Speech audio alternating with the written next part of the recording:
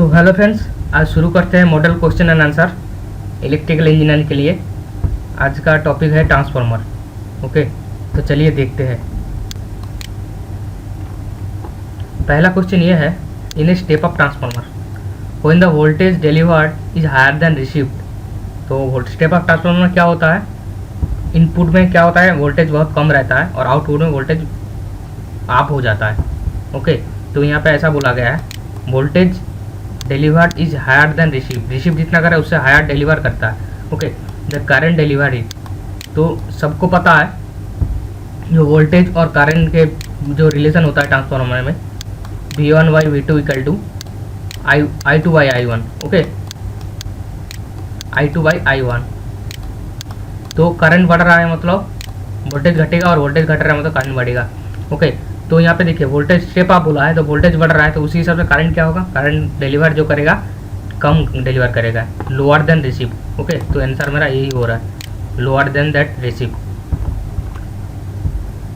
Second question है, for a transformer permeability and hysteresis loss दोनों क्या होना चाहिए। लॉस तो समझ में आ रहा है, लॉस जितना कम होगा उतना अच्छा है, तो लॉस लो होना चाहिए। ठीक है, और परमेबिलिटी क्या होता है, परमेबिलिटी जितना अच्छा होगा और इंटीग्रल लॉस उतना कम होगा। ओके, तो ये देखिए परमेबिलिटी भी अच्छा है, जितना परमेबिलिटी सही रहेगा अच्छा होगा। ओके, तो लॉस जितना कम होगा वो है और परमेबिलिटी जितना ज़्यादा होगा वो सही है, तो मेरा आंसर हो रहा है high and low. Okay, next देखते हैं। देखो, during starting magnetic field produced in a transformer. तो ड्यूरिंग स्टार्टिंग कंडीशन में क्या होता है, देखिए अगर ग्राफ किया जाए दोनों में। ओके, तो मैग्नेटिक फील्ड जो होता है स्टार्टिंग में क्या होता है, जीरो होता है, तो जीरो से क्या होता है, धीरे धीरे बढ़ता है, तो ड्यूरिंग स्टार्टिंग टाइम क्या होता है, जीरो होता है। ओके, तो magnetic field produce equal to zero होता है, ये होता है आंसर लास्ट वाला। नेक्स्ट देखते हैं, ये बोला है, देखिए ये transformer is said to be isolation transformer if its primary to secondary ratio. तो देखिए आइसोलेशन ट्रांसफार्मर जो होता है वो transformer step up step down के लिए नहीं होता है, वो होता है ओनली आइसोलेट करने के लिए, तो सर्किट के बीच में रहता है, वो आइसोलेट करने के लिए होता है। तो उसमें ट्रांस रेशियो जो रहता है 1:1 रहता है। ओके, तो उसमें प्राइमरी टू सेकेंडरी क्या रहेगा, जो रेशियो होगा 1 होगा, आंसर ए। नेक्स्ट देखते हैं। नेक्स्ट देखिए, in a transformer sludging is principally due to. तो ट्रांसफार्मर के अंदर क्या होता है, सॉलिड पार्टिकल बन जाता है जो नीचे ट्रांसफार्मर के अंदर नीचे जो जम जाता है। ठीक है, तो ये वो क्यों होता है, तो moisture present in the oil, oil में मॉइस्चर तो नहीं होता है, dust particle inside the tongue, dust particle नहीं आता है, बहुत सारा जो है प्रोटेक्शन रहता है, ब्रेदर और बहुत सारा रहता है प्रोटेक्शन। तो डिकम्पोजिशन ऑफ ऑयल ये हो सकता है, वेपोराइजेशन ऑफ ऑयल, वेपोराइजेशन के वजह से तो स्लैगी नहीं होता है, तो मेरा आंसर हुआ decomposition of oil. Okay, next देखते हैं। In a transformer tank, okay, grounding is given to protect it lighting stroke, grounding lug is usually install near. देखिए ग्राउंडिंग लैग जो होता है, ग्राउंडिंग लैग क्या होता है वो पहले देख लेते हैं। ओके, देखिए ग्राउंडिंग लैग यही होता है, जो ग्राउंडिंग अर्थिंग करना पड़ता है, वो उसका जो वायर होता है, यहाँ पे केबल लाइन आता है, केबल और जो अर्थिंग रॉड रहता है, ठीक है, उसका जो कनेक्टर रहता है इसको हम बोलते हैं ग्राउंडिंग लैग बोलते हैं। ठीक है, तो इंस्टॉल नियर कहाँ पे इंस्टॉल रहता है, bottom of the tank, top of the tank, middle of the tank, anywhere of the tank. तो ये क्या होता है, नीचे रहता है ना, अर्थ के साइड रहता है, तो टैंक के नीचे रहता है, तो बॉटम ऑफ द टैंक होगा। ओके, नेक्स्ट देखते हैं। नेक्स्ट देखिए, for the calculation of induced EMF in a transformer, flux used in a equation in its RMS value, average value, maximum value और double of its maximum value. तो इसमें क्या होता है, देखिए जो इक्वेशन क्या होता है ट्रांसफार्मर का, ईएमएफ इक्वेशन क्या होता है, देखिए ट्रांसफार्मर का ईएमएफ इक्वेशन होता है कुछ भी ले सकते हो। ये सारे ट्रांसफॉर्मर का EMF इक्वेशन है। ओके, तो सब में एक चीज़ देखिए आप, 5 मैक्स, इसमें क्या दिया है 5 मैक्स, और यहाँ पे फ्लक्स जो यूज है वो क्या है पूछा है, तो मैक्स मतलब मैक्सिमम वैल्यू हो रहा है ना 5 मैक्स, तो ये होगा आंसर मैक्सिमम वैल्यू हो रहा है ट्रांसफॉर्मर का। ओके, नेक्स्ट देखते हैं। When a resistance is to be transfer from primary to secondary side of transformer with the trans ratio k, it must be multiplied by k multiplied by k square multiplied by k divided by k square। तो हम लोग जो पढ़े थे secondary resistance with respect to primary, ऐसा पढ़े थे। Okay, R01 बोलते थे। ओके, ये होता था R1 प्लस R2 इंटू के स्क्वायर। ओके, तो ये देखिए यहाँ पे के और ये के फॉर ट्रांस रेशियो क्या होता है, ट्रांस रेशियो होता है थियोरेटिकली, जो ट्रांस रेशियो होता है वो होता है high voltage side winding voltage divided by low voltage side winding voltage. Okay, LV side और HV साइड, तो इसका जो रेशियो होता है उसको बोलते हैं ट्रांस रेशियो। ओके, तो ये क्या करना है आपको, मल्टीप्लाई करना है किसके साथ, के स्क्वायर के साथ। तो मेरा आंसर होगा मल्टीप्लाइड बाई के स्क्वायर। ओके, नेक्स्ट देखते। If the applied voltage in a certain transformer is increase by 50% keeping the frequency constant, the maximum flux density will become. Okay, तो इसमें क्या बोल रहा है देखिए, अप्लाई वोल्टेज को बढ़ा दिया 50%, तो इसका फ्लक्स डेंसिटी क्या होगा जब फ्रीक्वेंसी कांस्टेंट रहेगा। तो देखिए अप्लाई वोल्टेज के साथ जो फ्लक्स डेंसिटी का रिलेशन होता है वो क्या होता है, फ्लक्स डेंसिटी का रिलेशन ये होता है। ओके, सॉरी, यहाँ पे बी मैक्स ओनली फ्लक्स होता है 5 और बी मैक्स होता है फ्लक्स डेंसिटी। ओके, तो मैक्सिमम फ्लक्स डेंसिटी के साथ क्या है, डायरेक्टली प्रोपोर्शनल रहता है। तो ये 50% बढ़ गया, मतलब फ्लक्स डेंसिटी भी 50% बढ़ जाएगा। ओके, तो ओरिजिनल जो वैल्यू था उसके साथ और 50% ऐड हो गया तो 150%। तो यहाँ पे क्या कौन सा आंसर होगा, 1.5 times of original value. Okay, next देखते हैं। नेक्स्ट देखिए, for a transformer no load primary current I0 has 2 component, magnetising component और active component. The magnetic component is given by. Okay, देखिए I0 जो है नो लोड प्राइमरी करंट जो रहता है वो दो भागों में डिवाइड होता है। एक रहता है I0 कॉस थीटा और एक रहता है I0 साइन थीटा। ओके, तो एक्टिव कंपोनेंट कौन सा है, एक्टिव कंपोनेंट है I0 कॉस थीटा, और मैग्नेटाइजिंग कंपोनेंट कौन सा है I0 साइन थीटा। तो मेरा आंसर कौन सा हो रहा है, I0 sine theta. Okay, next देखते हैं। तो next question number 11, in a transformer for maximum regulation occur. Okay, तो the PF and magnitude is, देखिए रेगुलेशन मैक्सिमम क्या कब होता है, जब हमारा वोल्टेज डिफरेंस प्राइमरी के साथ सेकेंडरी का जितना ज़्यादा रहेगा ना तो रेगुलेशन उतना ज़्यादा होगा। तो मैक्सिमम रेगुलेशन के लिए मैक्सिमम डिफरेंस चाहिए। ओके, तो मैक्सिमम डिफरेंस कब होगा, मैक्सिमम डिफरेंस तब होगा जब लैग करेगा, पावर फैक्टर जब लैग करेगा। ओके, पावर फैक्टर में लैगिंग रहेगा तो अब डिफरेंस ज़्यादा होगा, तो ये पावर फैक्टर में क्या होगा, लैगिंग होगा। ओके, तो और मैग्नीट्यूड क्या होगा, ZPU होगा। ओके, तो आंसर कौन सा हो रहा है, lagging. If the voltage supply of a single phase transformer is doubled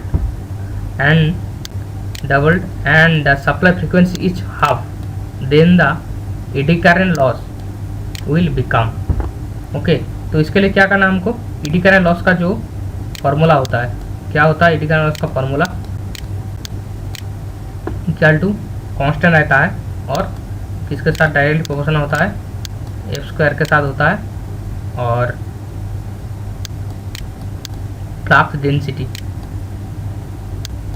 beta max जो रहता है वो भी स्क्वायर होता है। ओके, तो और बहुत सारा कांस्टेंट है इसमें, तो मैं वो नहीं दिया, ठीक है। ओके, तो इसमें हमको क्या चाहिए, एफ क्या हुआ, डबल हो गया, ठीक है। तो एफ फ्रीक्वेंसी हाफ नहीं, फ्रीक्वेंसी को हाफ कर दिया, तो हाफ का स्क्वायर कितना है, 1/4 हो रहा है। ओके, और बीटा मैक्स, यहाँ बीटा मैक्स बोला नहीं है, यहाँ पे दिया है सप्लाई वोल्टेज, और सप्लाई वोल्टेज के साथ, ओके, सप्लाई वोल्टेज के साथ बीटा मैक्स का जो है उसका डायरेक्टली प्रोपोर्शनल रिलेशन है। ओके, तो वोल्टेज को यहाँ पे डबल कर रहा है, तो बीटा मैक्स को भी डबल कर देते हैं। ओके, 2 स्क्वायर हो जाएगा यहाँ पे, तो 2 स्क्वायर और 4 दोनों काट के 1 हो जाएगा। ओके, तो यहाँ पे क्या होगा, एडी करंट लॉस जो है वो 1 हो जाएगा, मतलब सेम रहेगा, तो यहाँ पे आंसर मेरा होगा रिमेन सेम।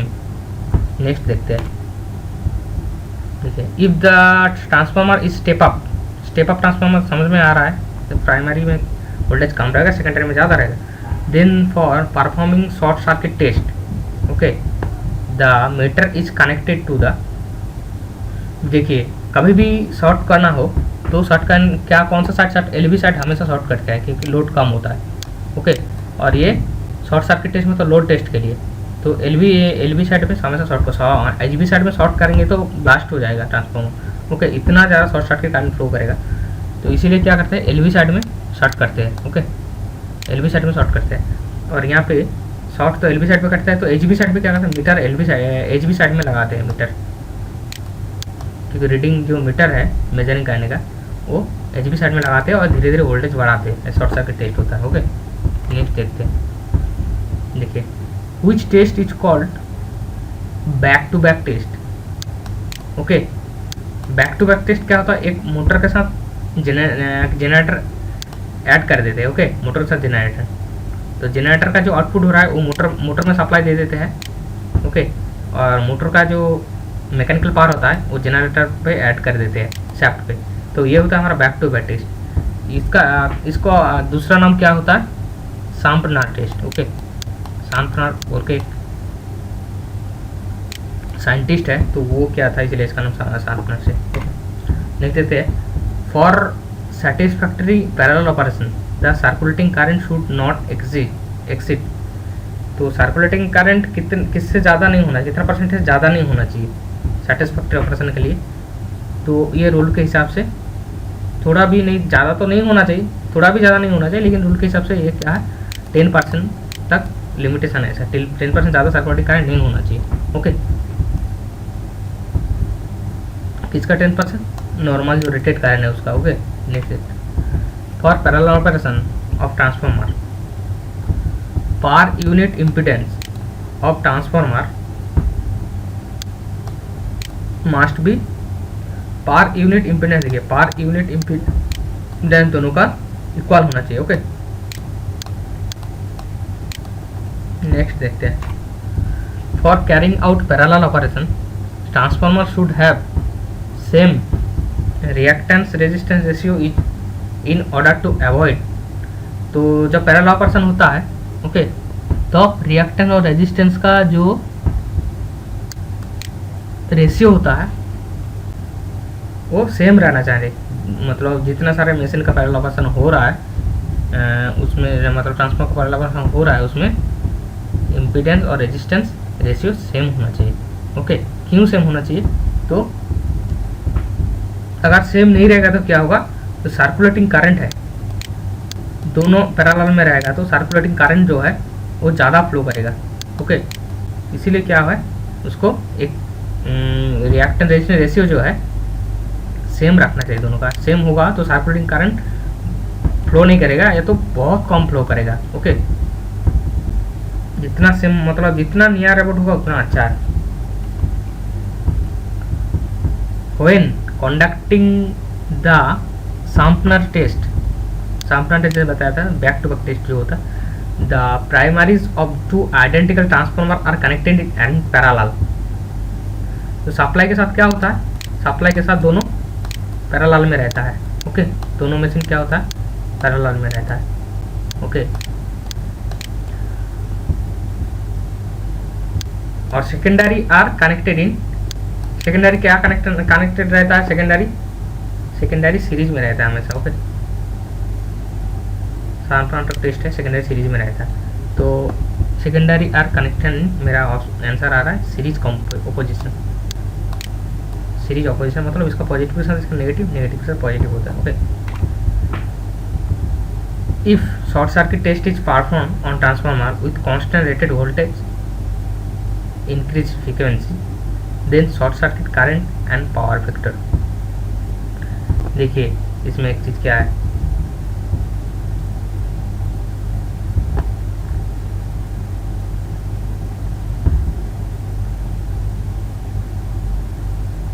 यहाँ पे क्या हो रहा है, कांस्टेंट रेटेड वोल्टेज और इंक्रीज्ड फ्रीक्वेंसी।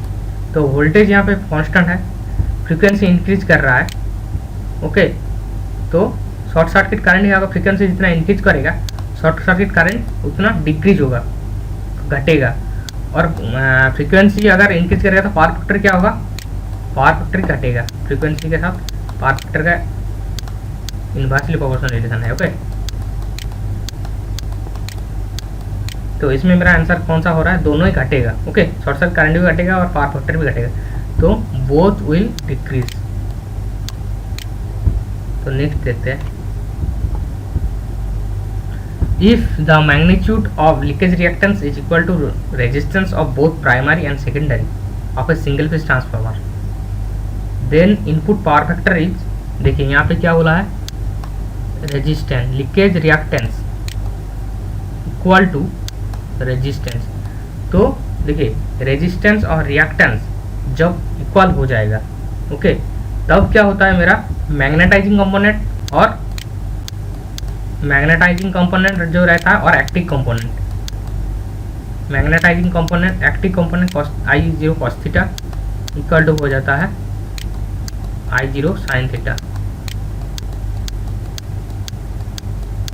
ओके, तो ऐसा हो जाता है तब, तो फिर क्या होता है, cos theta equal to sin theta हो जाता है, sin थीटा।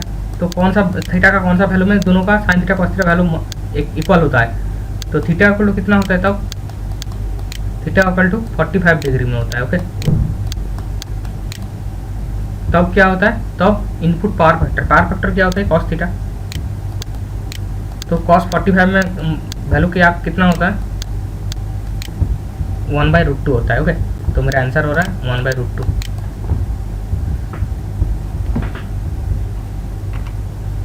ठीक है, तो फिर नेक्स्ट पार्ट देखेंगे दूसरा टॉपिक लेके।